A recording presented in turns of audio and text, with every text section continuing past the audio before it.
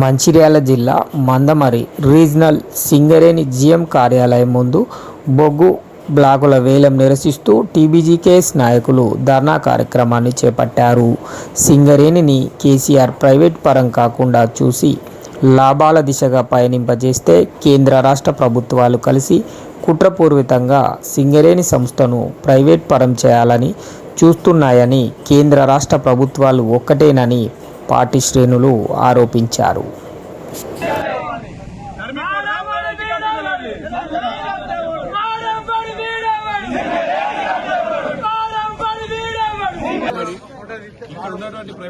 ఇక్కడ ఉన్నటువంటి సింగరేణి గనులందరినీ కూడా ప్రైవేట్ పరం చేయడం ఈ సింగరేణి కార్మికులు తీవ్రంగా కూడా ఇది కలిసివేసే విషయమే. ఈరోజు కేంద్ర ప్రభుత్వ ఒక మంత్రి గారు అయినటువంటి కిషన్ రెడ్డి గారు మనకు విషయం చెప్పారు. గత 9 సంవత్సరాల నుంచి కూడా ఇక్కడ ఉన్నటువంటి ఒక్క గని కూడా వేలం వేయకుండా కేసీఆర్ రోజు అడ్డుపడ్డారని చెప్పి, కానీ ఈరోజు కాంగ్రెస్ ప్రభుత్వం ఏర్పడిన వెంటనే ఇక్కడ ఉన్నటువంటి ముఖ్యమంత్రి గారు కానివ్వండి, అటు భట్టి విక్రమార్క గారు కానివ్వండి, వేలం పాటలో పాల్గొనే విధంగా సింగరేణి తీసుకెళ్లడం అనేది చాలా వ్యతిరేకించదగిన విషయం.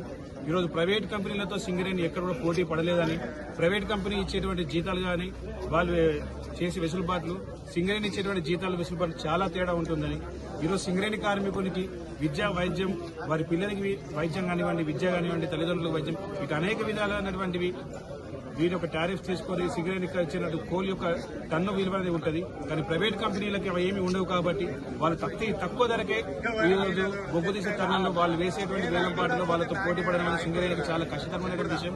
ఇట్లాంటి తరుణంలో దీన్ని వ్యతిరేకించాల్సింది పోయి ఈరోజు సింగరేణి సంస్థ వేలం పాటలో పాల్గొనడం అనేది చాలా వ్యతిరేకించదగిన విషయం. ఒకవేళ ఈ వేలం పాటలో మనకు గనుక గనులు వెళ్లిపోతే ఈరోజు సింగరేణి మరొక 5 నుంచి 10 సంవత్సరాలు మూతపడేటువంటి పరిస్థితి ఏర్పడుతుంది.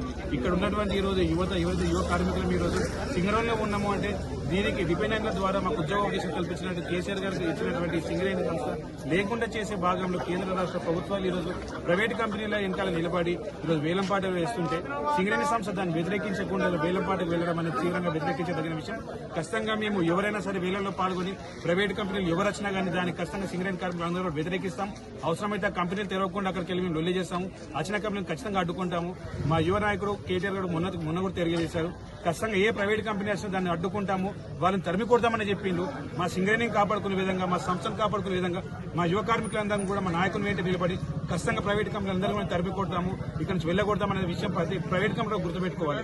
ఈ రోజు ఈ సింగరేణి కంపెనీలో ఉన్నటువంటి ఏ బొగ్గు బ్లాక్లు అయినా కూడా అది ఖచ్చితంగా సింగరేణి సంస్థకి కేటాయించాలని మేమందరం మా కార్మికుల తరఫున డిమాండ్ చేస్తున్నాం.